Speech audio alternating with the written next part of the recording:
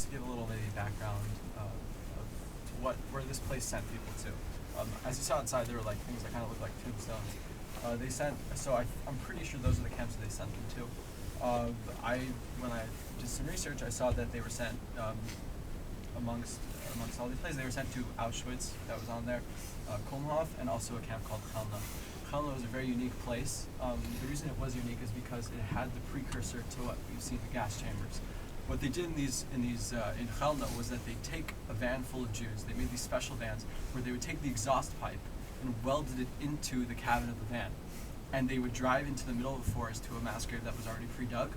And during the drive, the car would create carbon monoxide, and the Jews would, unfortunately, die of either carbon monoxide poisoning or suffocation.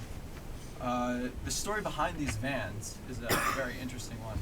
It's kind of eerie, where Heinrich Himmler came to Chelmno, and in the beginning of Chelmno, they didn't have these vans.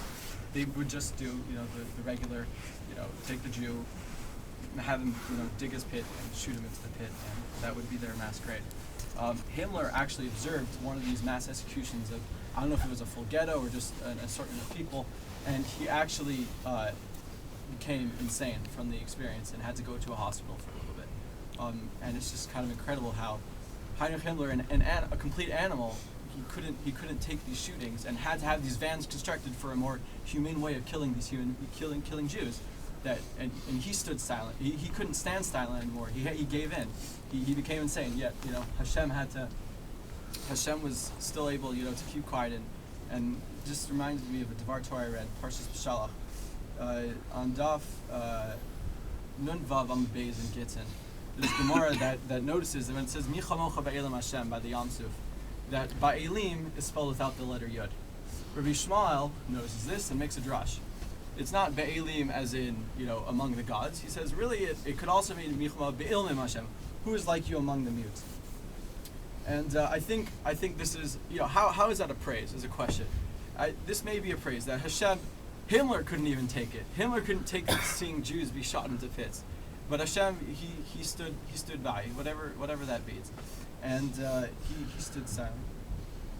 Okay, furthermore, but sometimes, Hashem is our Ish Melchama, as it says later on in Shir Az Yashir. Hashem is our Ish Melchama. In 1967, we saw Hashem help us with miraculous victory. Hashem chooses his spots. Hashem decides what he decides, and we can't be ones to question it. But just because Hashem is being, silent, so to speak, in certain situations, it doesn't mean we can't remember, can't think of him, can't remember him.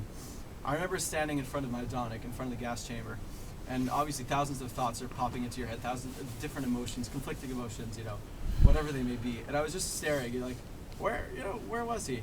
And I look on the back wall, and I see this stain from everyone, from what Rabbi Berger said is Zyklon B. And I noticed the color. It was bizarre to me. The color was dark blue. That reminded me, I thought of Tcheles immediately. I was like, Tcheles is on the wall. What's the point of Tcheles? Tcheles is that you remember the color of the ocean, which is reflecting the sky, which is where Hashem is. Hashem's Kisiyah color is. And I thought that, Hashem, he may be, watching his children go to the slaughterhouse like sheep. But at the end of the day, the poison that was chosen to kill the Jews is supposed to remind us of a Kodesh, or looks like the color that's supposed to remind us of a Kodesh Baruch Hu. And I found that very inspiring when I was standing there in front of the gas chamber of my dawn.